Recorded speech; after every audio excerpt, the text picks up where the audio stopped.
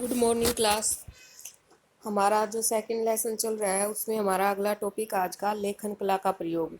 शहरी जीवन, व्यापार और लेखन कला के बीच के संबंधों को उरूक के एक प्राचीन शासक एनमरकर के बारे में लिखे गए सुमेरियन महाकाव्य से स्पष्ट किया गया है। मेसोपोटामिया की परंपरागत कथाओं के अनुसार उरूक एक अत्यंत सुंदर शहर था जिसे अक्सर केवल शहर कहकर ही पुकारा जाता था। सुमेर के व्यापार की पहली घटना को एनमरकर के साथ जोड़ा जाता है। उस महाकाव्य में कहा गया है कि उन दिनों व्यापार क्या होता है यह कोई नहीं जानता था। एनमरकर अपने शहर के एक सुंदर मंदिर को सजाने के लिए लाजवर्द और अन्य बहुमूल्य रत्न और धातुएं मांगना चाहता था। इस काम के लिए उसने अपना एक दूत अरट्टा नाम के एक सुदूर देश के शासक के पास भेजा। दूत ने राजा के आदेश का पालन किया। रात में वह चांद तारों की रोशनी और उनको सूचित दिशा के अनुसार और दिन में सूरज के बताए मार्ग पर आगे बढ़ता रहा। वह रास्ते में आने वाले ऊंचे ऊंचे पहाड़ों को लांघने के लिए ऊपर चढ़ता और उतरता रहा। जब वह पहाड़ पर था तो पहाड़ की तलहटी में रहने वाले सूसा नगर के लोगों ने उसे छोटे चूहों की तरह नमस्कार किया। उसने 5 पर्वतमालाएं, 6 पर्वतमालाएं और फिर 7 पर्वतमालाएं पार की।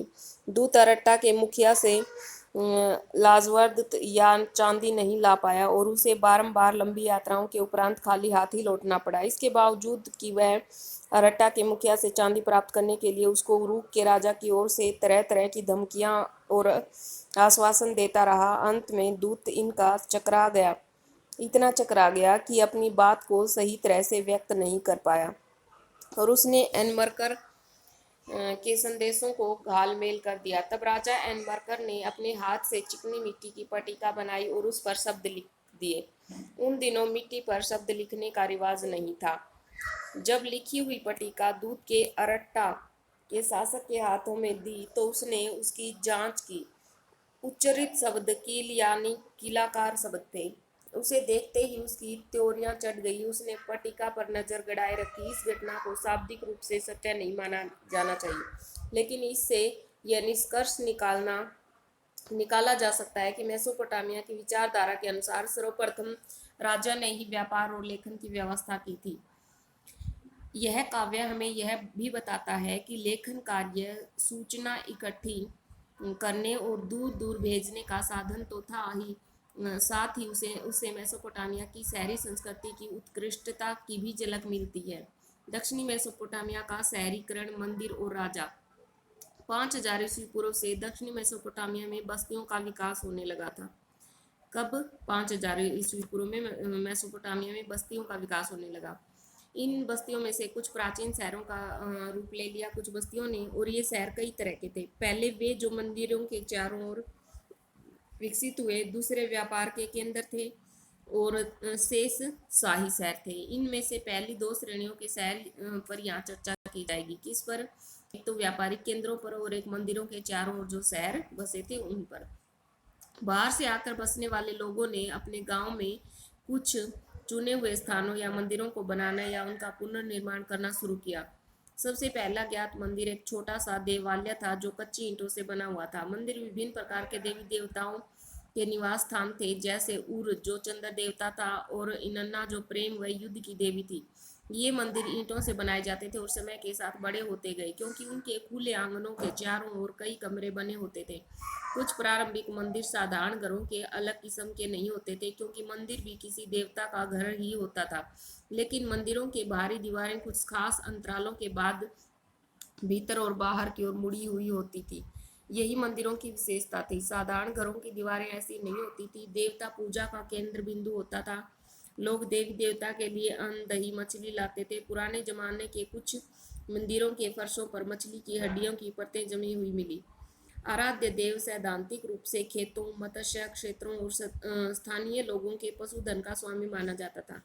समय आने पर उपज को उत्पादित वस्तुओं में बदलने की प्रक्रिया, जैसे तेल निकालना, अनाज पीसना, काटना और ऊनी कपड़े को बुनना आदि, यही की जाती थी।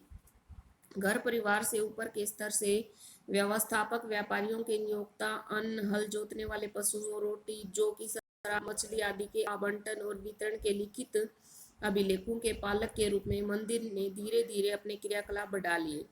और मुख्य शहरी संस्था का रूप ले लिया, लेकिन अन्य दूसरे कारक भी इस व्यवस्था में विद्यमान थे। जमीन में प्राकृतिक उपजाऊपन होने के बावजूद कृषि कई बार संकटों से घिर जाती थी। फरात नदी की प्राकृतिक धाराओं में किसी वर्ष तो बहुत ज्यादा पानी बह जाता था और फसलों को डुबो देता था, और कभी कभी ये धाराएं अपना रास्ता बदल लेती थी, जिससे खेत सूखे रह जाते थे। जैसा कि पुरातात्वीय अभिलेखों से पता चलता है, मेसोपोटामिया के इतिहास में गांव समय समय पर पुनः स्थापित किए जाते रहे। इन प्राकृतिक विपदाओं के अलावा कई बार मानव निर्मित समस्याएं भी आ खड़ी होती हैं थी। जो लोग इन धाराओं के ऊपरी इलाकों में रहते थे, वे अपने पास की जलधारा से इतना ज्यादा पानी अपने खेतों में ले लेते थे कि धारा के नीचे की ओर बसे हुए गांव को पानी ही नहीं मिलता था। ये लोग अपने हिस्से की सारणी में से गाद नहीं निकालते थे, यानी कि जो पानी बहता था नदियों में, वो गाद से भर जाती थी, जिससे आगे पानी कम जा पाता था और नीचे वालों को पानी नहीं मिल पाता था। इसलिए मेसोपोटामिया के तत्कालीन देहातों में जमीन और पानी के लिए बार बार झगड़े हुआ करते थे। जब किसी क्षेत्र में लंबे समय तक लड़ाई चलती थी, तो जो मुखिया लड़ाई जीतते थे, वे अपने साथियों और अनुयायियों को लूट का माल बांट कर खुश कर देते थे तथा हारे हुए समूहों में से लोगों को बंदी बनाकर अपने साथ ले जाते थे, जिन्हें वे अपने चौकीदार और नौकर बना लेते थे। इस प्रकार वे अपना प्रभाव अनुयायियों की संख्या बढ़ा लेते थे। किंतु युद्ध में विजयी होने वाले ये नेता लोग स्थायी रूप से समुदाय के मुखिया नहीं बने रहते थे। आज हैं तो कल चले जाते थे, लेकिन बाद में एक ऐसा समय आया जब इन नेताओं ने समुदाय के कल्याण समुदाय के कल्याण पर अत्यधिक ध्यान देना शुरू कर दिया, और उसके फलस्वरूप नई नई संस्थाएं और परिपाटियां स्थापित हो गई। इस समय के विजेता मुखियाओं ने कीमती भेंटों को देवताओं पर अर्पित करना शुरू कर दिया, जिससे कि समुदायों के मंदिर की सुंदरता बढ़ गई। उन्होंने लोगों को उत्कृष्ट पत्थरों और धातुओं को लाने के लिए भेजा, जो देवता और समुदाय को लाभ पहुंचा सके तथा मंदिर की धन संपदा के वितरण का और मंदिरों में आने जाने की वस्तुओं का हिसाब किताब रखकर प्रभावी तरीके से संचालन कर सके। जैसा कि एन मरकर से जुड़ी कविताएं व्यक्त करती हैं कि इस का व्यवस्था ने राजा को ऊंचा स्थान दिलवाया तथा समुदाय पर उसका पूर्ण नियंत्रण स्थापित किया। हम पारस्परिक हितों को सुदृढ़ करने वाले विकास के एक ऐसे दौर की कल्पना कर सकते हैं जिसमें मुखिया लोगों ने ग्रामीणों को अपने पास बसने के लिए प्रोत्साहित किया, जिससे कि वे आवश्यकता पड़ने पर तुरंत अपनी सेना इकट्ठी कर सकें। इसके अलावा लोग एक दूसरे के आस पास रहने से स्वयं को अधिक सुरक्षित महसूस कर सकें। उरुक, जो इन दिनों सबसे पुराना मंदिर नगरों में से एक था, से हमें शस्त्र वीरों और उनसे हताहत हुए शत्रुओं के चित्र मिलते हैं, और सावधानीपूर्वक किए गए पुरातात्वीय सर्वेक्षणों से पता चलता है कि 3000 ईस्वी पूर्व के आसपास जब उरुक नगर का 250 हेक्टेयर भूमि में विस्तार हुआ, तो उसके कारण दर्जनों छोटे छोटे गांव उजड़ गए और बड़ी संख्या में आबादी का विस्थापन हुआ। यह विस्तार शताब्दियों बाद फले फूले मोहनजोदड़ो नगर से 2 गुना था। यह भी उल्लेखनीय तथ्य है कि उरुक नगर की रक्षा के इसके चारों ओर काफी पहले से ही सुदृढ़ प्राचीर बना दी गई।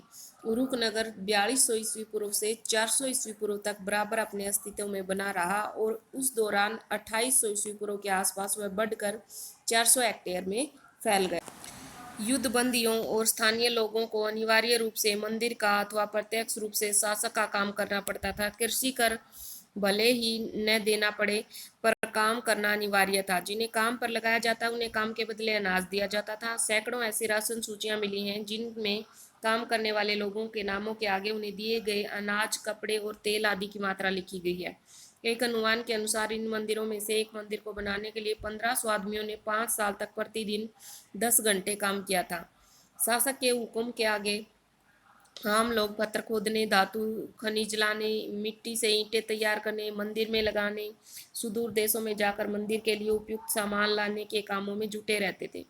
इसकी वजह से 3000 ईस्वी पूर्व के आसपास औजारों का प्रयोग होता था, और उरुक में खूब तकनीकी प्रगति हुई और शिल्पों के लिए कांसे के औजारों का प्रयोग होने लगा। वास्तुविदों ने ईंटों के स्तंभों को बनाना सीख लिया, क्योंकि उन दिनों बड़े बड़े कमरों की छतों के बोझ को संभालने के लिए सैतीर बनाने हेतु उपयुक्त अच्छी लकड़ी नहीं मिलती थी।